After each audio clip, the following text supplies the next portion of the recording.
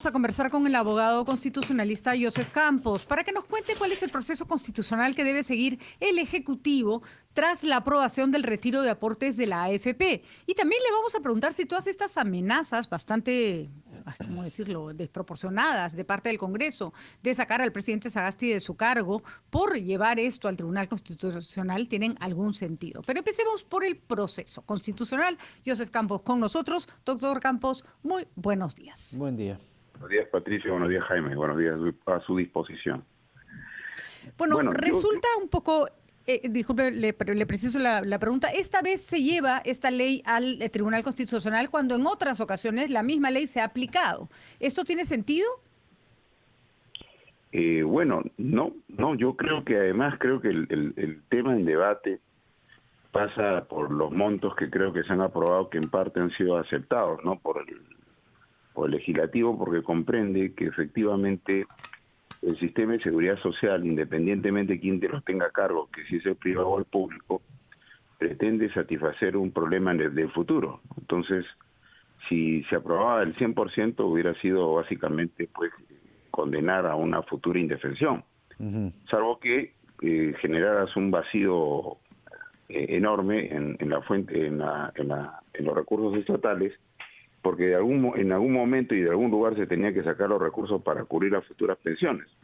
Entonces, o dejarlos en lo exiguo que iba a quedar una vez que tú le permites sacar el 100% de las pensiones. Así es. Cosa que es el problema en discusión, porque en realidad los fondos, independientemente de que sean privados o públicos, pretenden ser intangibles, ¿no? Entonces, a eso iba, ¿no? El argumento del gobierno es que son fondos intangibles, pero aquí surgen dos interrogantes. La primera, si ya hay un precedente, es decir, si ya se aprobó una ley con similares características de liberación de fondos, ¿existe algún coto, algún candado constitucional que le permita al presidente hacer su trabajo? Es decir, si él quiere, está en sus prerrogativas y en sus facultades, poder ir al Tribunal Constitucional.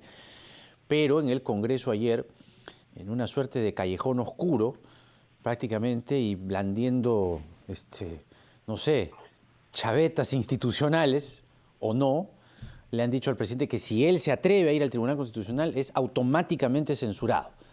¿Existe algún candado constitucional, algo que le permita al presidente hacer lo que tiene que hacer, más allá de lo que sea impopular o no? ¿O los congresistas pueden amenazar como lo han hecho ayer al jefe de Estado? no pueden, pero además creo que si uno conjuga esta situación, las amenazas de ayer, lo que uno le ha escuchado hace unos días al señor Cerrón, cuán importante es la adecuada interpretación constitucional de la situación, ¿no? Por ejemplo, ¿no? Más allá de cualquier cosa, la irresponsabilidad del tribunal y de algunos constitucionalistas, incluso en su momento, de no poder dar una interpretación fruto de la pasión adecuada a la cuestión de confianza, le ha provocado la declaración del señor Cerrón. Y hoy, por ejemplo, se cree que cuando ocurrió la sucesión presidencial del artículo 115, ha ocurrido una suerte o de democracia parlamentaria o de una concentración del poder en la persona del quien fue presidente del Congreso, que es el señor Sagasti. Y eso no es así, porque en realidad cuando ocurre la sucesión presidencial, ocurre en la persona que en ese momento ostentaba el cargo de presidente del Congreso. Pero automáticamente lo que te lleva a la interpretación constitucional correcta, que está gobernado por dos cosas, ¿no? Y eso ya viene del siglo XVIII.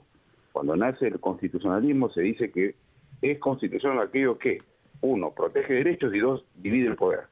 Entonces, lo correcto es entender que una vez que ocurrió la sucesión presidencial, encontró al presidente Sagasti como presidente del Congreso y lo hizo presidente de la República. Tanto es así que Merino renunció a dos cosas: a ser presidente del Ejecutivo y presidente del Congreso. Y en ese sentido, cuando ocurre la sucesión presidencial en la persona de Francisco Sagasti, que ostenta el cargo de presidente, él es presidente del Ejecutivo.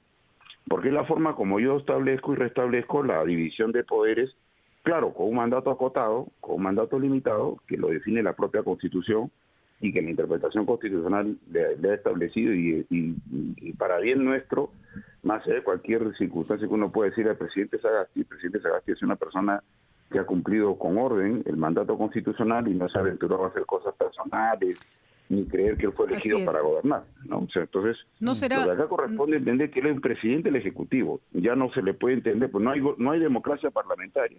Ni tampoco existe la idea de que el presidente es presidente también del Congreso. Eso es una locura, ¿no?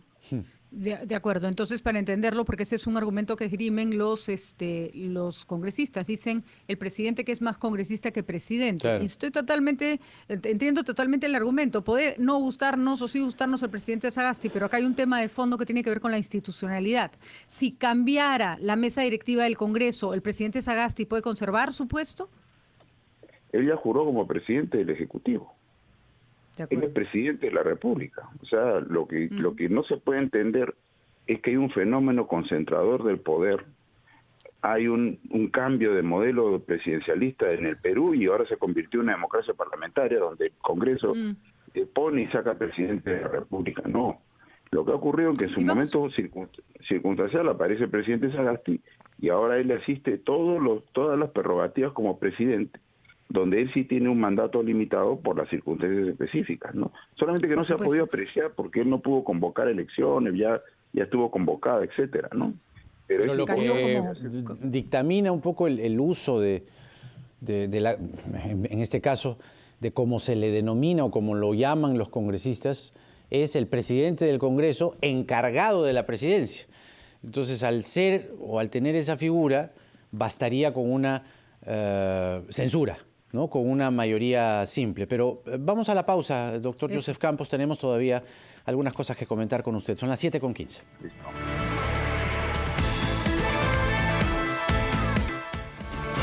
Seguimos conversando con el constitucionalista Joseph Campos, quien nos está ayudando a entender cuál sería el proceso constitucional que se debe seguir para la observación de la ley de los aportes de las AFP. Para centrar un poco la conversación, estábamos viendo además las represalias que pretende tomar el Congreso si el Ejecutivo toma este camino. Dos cositas chiquitas, Joseph. El Ejecutivo está absolutamente facultado para llevar esta ley, si quiere, a ser observada por el Tribunal Constitucional. Sí, sin duda. Además, pero en realidad hay otro problema de interpretación que va a tener que superar el presidente. En realidad ni siquiera por el Congreso, que es esta lectura de autonomía que tienen algunas procuradurías, en particular la de Constitucional, que eventualmente puede creer que su autonomía le da para decidir no poner la demanda, y eso también es un problema que el procurador Huerta debería comprender.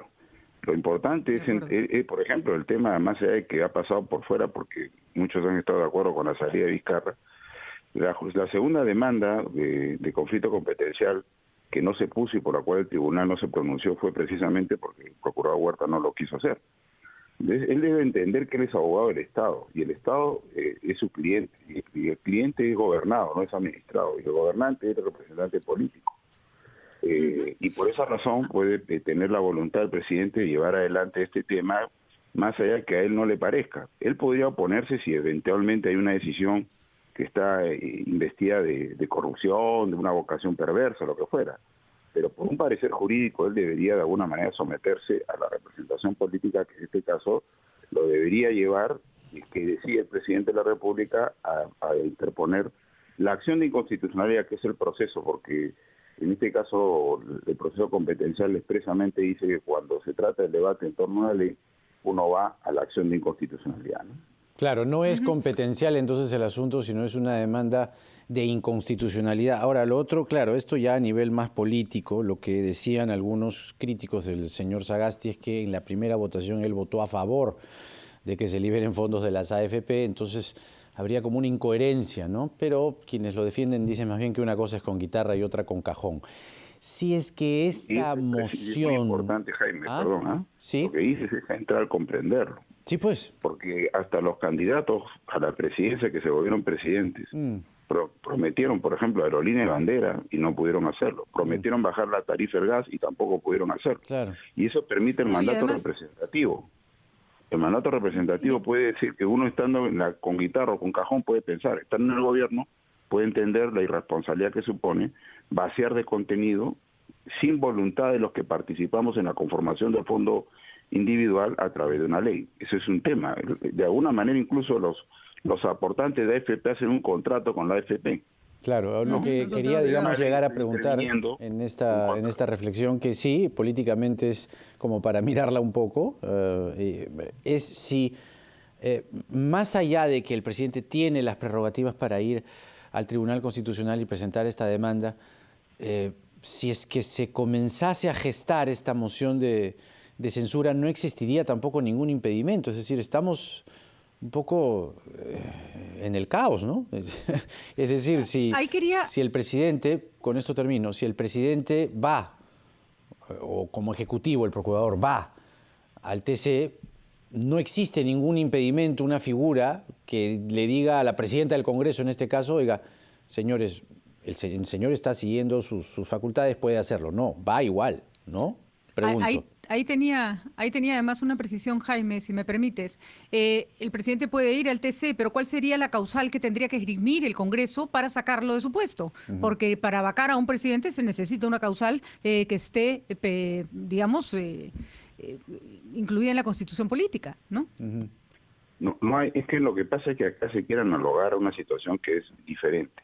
Por ejemplo, el interregno que se formó cuando se disolvió el Congreso habilitó al presidente a gobernar, evidentemente a través de una forma directa, sin participación congresal. Pero esa es una situación, primero, complicada, que hoy la sufrimos, pero es completamente diferente. Aquí ocurre una sucesión presidencial circunstancial, donde no aparece la posibilidad de una democracia parlamentaria, donde el presidente no gobierna desde lo que pretende el Congreso, que además es un colectivo heterogéneo, imposible determinar una voluntad común de manera inmediata y que a su vez haría que el presidente esté permanentemente consultando. Esa es una interpretación absurda.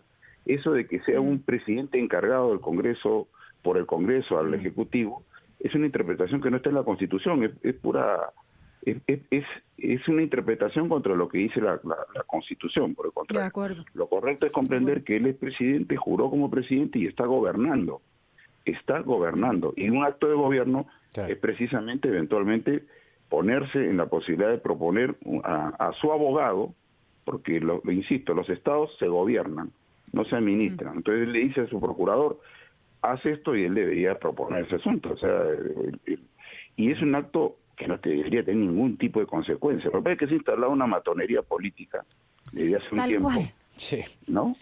Qué buena definición, muy buen término, buena, porque es lo que uno escuchó ayer, ¿no? La señora Cecilia García, ¿no? Era, a ver, pues, ¿no? Atrévase, pues, ¿no? O sea, es el callejón oscuro, ¿no? Y es lo que además, provoca en buena cuenta lo que vemos hoy, ¿no?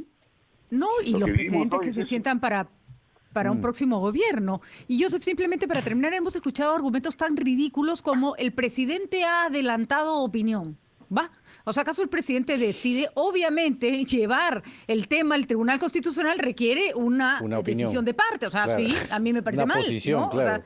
O sea, el acto de gobierno... El veredicto no es del Ejecutivo. Pues. El acto de gobierno es un acto de voluntad política. Así que el presidente de Sagasti fue elegido por el presidente, por el Congreso, sabiendo específicamente que iba a gobernar. Insisto, las otras interpretaciones de que el Congreso pueda sacarlo es la creación involuntaria, sesgada y sueño de un Congreso de querer gobernar modificando el modelo político que gobierna la Constitución. Claro, una democracia parlamentaria. Democracia parlamentaria. Ese es uno. O dos, además, a medias, ¿no? Muy bien. A medias, porque una democracia parlamentaria en otros países se conforma de otra manera. De otra manera, no tiene sentido. Doctor Joseph Campos, muchísimas gracias, ha sido un gusto. El abogado constitucionalista Joseph Campos con nosotros. Vamos a ver finalmente qué decisión toma el presidente de la República. El ministro de Economía quiere que esto se lleve al TC. La palabra, o la última, es del presidente.